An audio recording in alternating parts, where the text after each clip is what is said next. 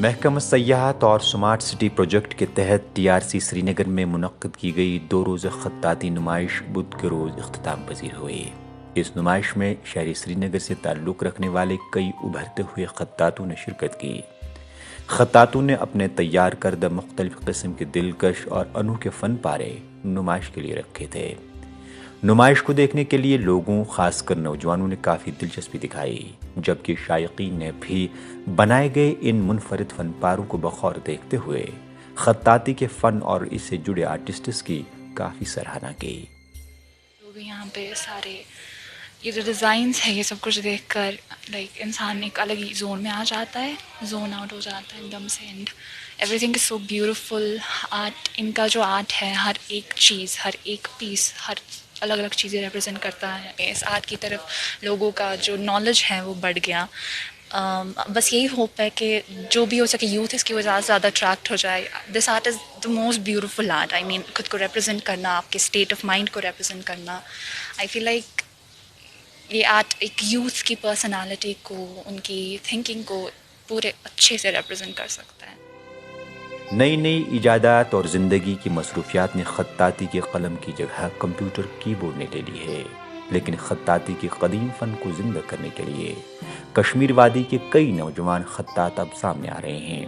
نمائش کا مقصد بھی یہاں کے خطاطوں کی چھپی ہوئی صلاحیتوں کو اجاگر کرنے کے علاوہ انہیں حوصلہ بھی دینا تھا، تاکہ نوجوان اس فن کو آگے لے جا سکے۔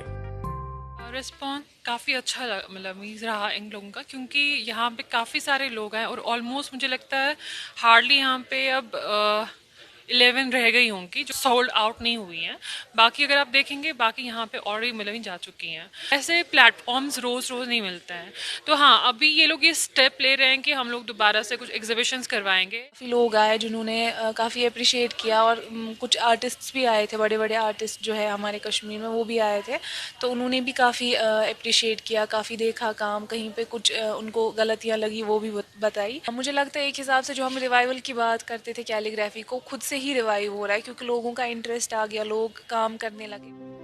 وادی کشمیر کے کئی نوجوان لڑکے اور لڑکیاں اپنے طور کیلیگرافی کو سیکھنے میں دلچسپی دکھا رہے ہیں، تاہم اس سے وابستہ اور آرٹ سے دلچسپی رکھنے والے افراد کا کہنا ہے کہ کیلیگرافی کو سکھانے کے لیے ورکشاپس کے علاوہ الگ سے انسٹیٹیوٹ قائم کرنے کی بھی ضرورت ہے، تاکہ اس فن کو پیشے کے طور لینے میں نوجوانوں کو حوصلہ ملے، جس کے لیے سرکاری سطح پر آگے آنے کی بے حد ضرورت ہے۔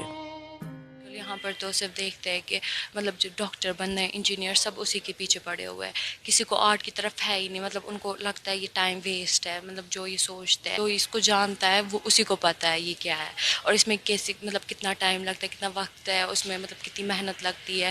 تو اس کا اپنا الگ انسٹیٹیوٹ ہونا چاہیے جس میں یہ سکھایا جائے، اس کی الگ ایک سبجیکٹ کائنڈ آف ہونا چاہیے جس میں لوگ سیکھیں، پھر اس سب چیز کا جانے یہ ہے کیا۔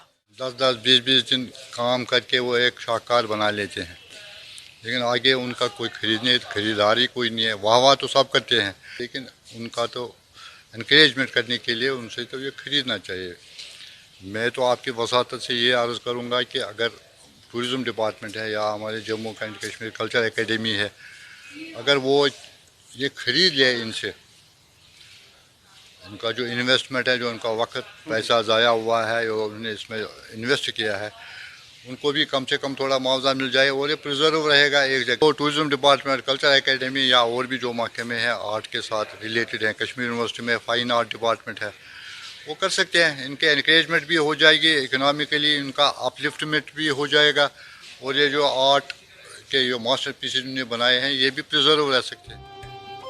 واضح رہے دوران نمائش بہترین نمونے پیش کرنے والے خطاطوں کو ضلع انتظامیہ سری نگر کی جانب سے مومنٹوز اور نقد انعامات دیے گئے۔ ETV بھارت کے لیے سری نگر سے پرویز الدین کی خاص رپورٹ۔